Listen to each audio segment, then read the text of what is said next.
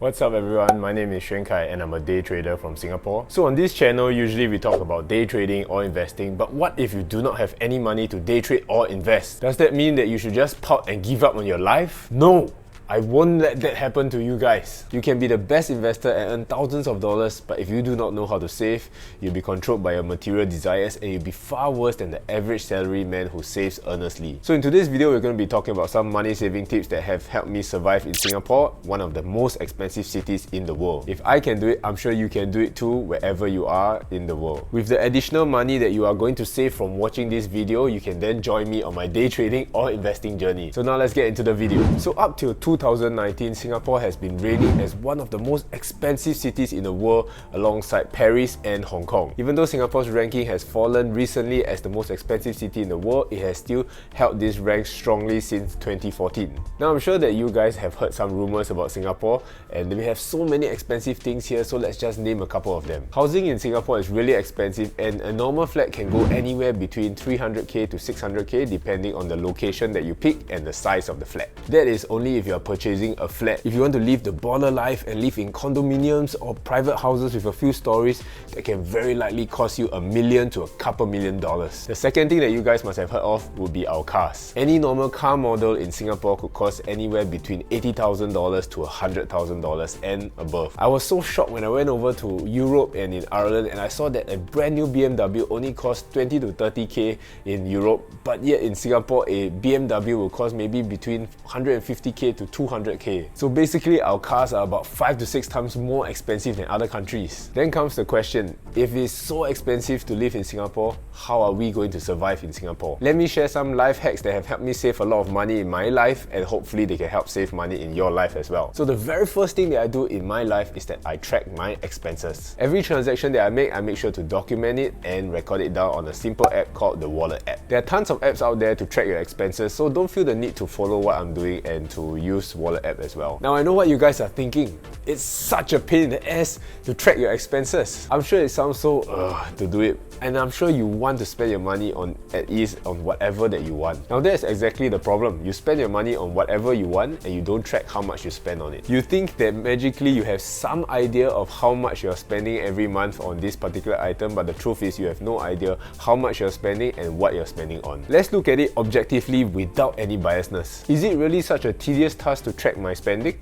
Whenever I buy something at the supermarket, I just spend like 30 seconds, I just record it down on my app, what I bought and how much I bought it for, and that's it. I don't do anything else and it's as simple as that. Now the way I see it is there are a few unique advantages to tracking your expenses. Number one is you have a compilation on what exactly you have spent on and how much you are spending on them. Now with this monthly data, you can then decide what you want to do with it. So for example, this is how much I spent in a month and this is what I have spent on. So let's say I spent like $1,000 this month, I spent $300 on food and transport and about $700 on shopping. So what are those $700 spent on? Maybe I bought the latest sneakers or maybe the latest clothes or fashion that I really like and I spent the $700 on them. So now I know, oh damn, I'm actually spending a lot of money on shopping, and if I want to save money fast, I definitely have to cut back on my shopping expenses. So what I'm going to do now is I'm going to limit myself to just $500 for shopping in the next month. So with that, you have essentially saved $200 every single month, and in the whole year you will have saved $2,400,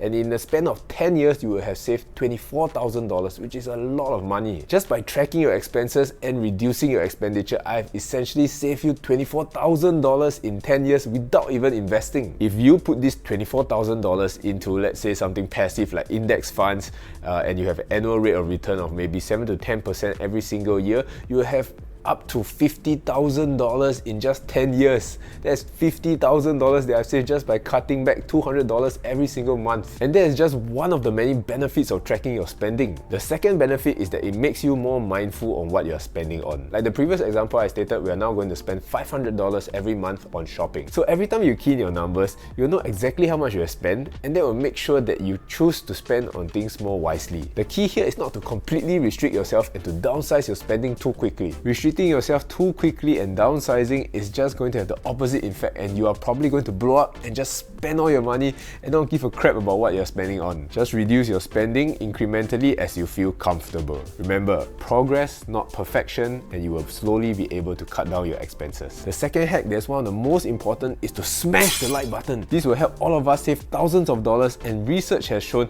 that smashing the like button has helped its creators get better sleep and increased overall happiness. So just quickly tap on that like button and consider subscribing to my channel. After tracking my expenses, I realized that food is one of my highest expenditures. So what you choose to eat and where you choose to eat is going to make a very big difference. Now this is what I do, and not everybody can live the way I do, so don't feel like you have to pressurize yourself to live the same lifestyle as me. I realized that my daily breakfast was about $4 and it was a daily necessity for me. However, I was introduced to intermittent fasting and I wanted to try it out. Fast forward to now, I've been doing it for almost 2 years every single day, and that has helped me to save $4 every single day, which is about $1,400 a year and $14,000 in 10 years. Now don't get me wrong, I don't do intermittent fasting just to save money. That would be such a tragic life if I was just to starve myself in order to save more money. I did it because at that time I was overweight and I wanted to try it out to lose some weight. So right now it kind of just worked out magically. I'm able to save money and maintain my weight at the same time. Like I mentioned before, Singapore can be one of the most expensive cities in the world to dine in. The food here can be really expensive, but that only depends on where you choose to eat at. Luckily for us, we have cheaper options in Singapore. So in Singapore, the dining options are practically like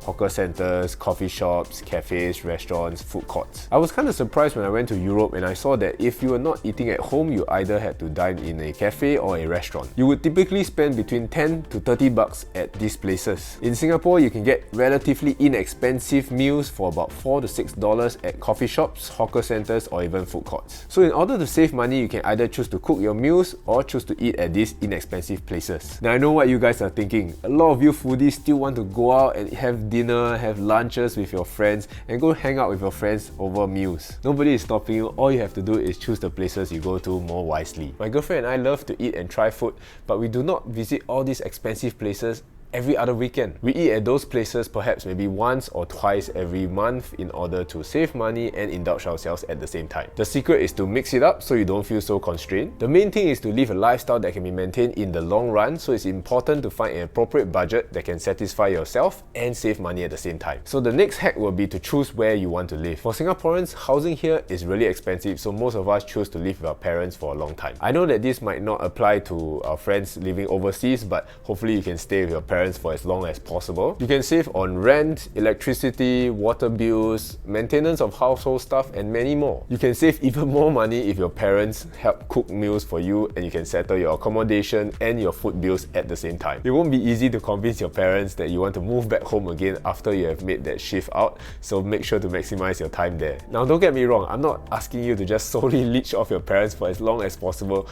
What I'm saying is just make sure that you are financially sound and stable before you make the move to shift out of your parents' place. The last and final hack I have for you guys is to portion out your income into several different buckets. So the buckets that I have are food and housing, transport, investments, savings, and finally fund money. This is just a template as a general guide, so don't be afraid if your buckets are not the same as mine. These buckets should also be filled in a certain order in levels of priority. So the very first two buckets that are most important and of the highest priority are the investments and the savings. These two buckets are non-negotiable and you have to see it as paying yourself first. The best thing you can do for yourself is to imagine this money going into the bucket as if it was tax.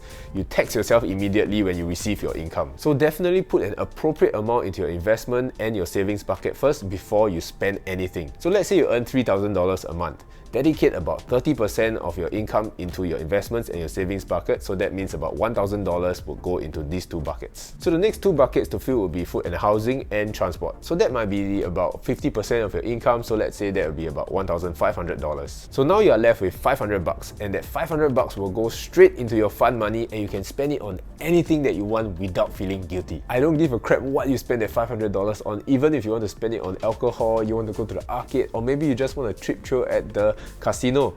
You are settled because you have paid yourself first. You have already secured a good amount of money into your savings, your investments, and your daily necessities. So just use that fun money to its full potential and to indulge yourself. You work hard for that money, so just use it to enjoy yourself without any guilt. Life is really short, so just live in the moment and enjoy the present. There's absolutely no point in saving money if you are miserable doing it. So hopefully you have found these life hacks useful and interesting, and hopefully the money that you have saved, you can join me on my day trading and investing journey. I guarantee that you will save some money as long as you follow some of these hacks in this video. Let me know if this video has helped you in any way and how much money you have saved in the comment section below. I'm really excited to find out how much you guys can save with all these life hacks. If you watched all the way to the end, thank you so much for watching. Consider subscribing to my channel, and hopefully I'll see you guys in the next video. Bye bye!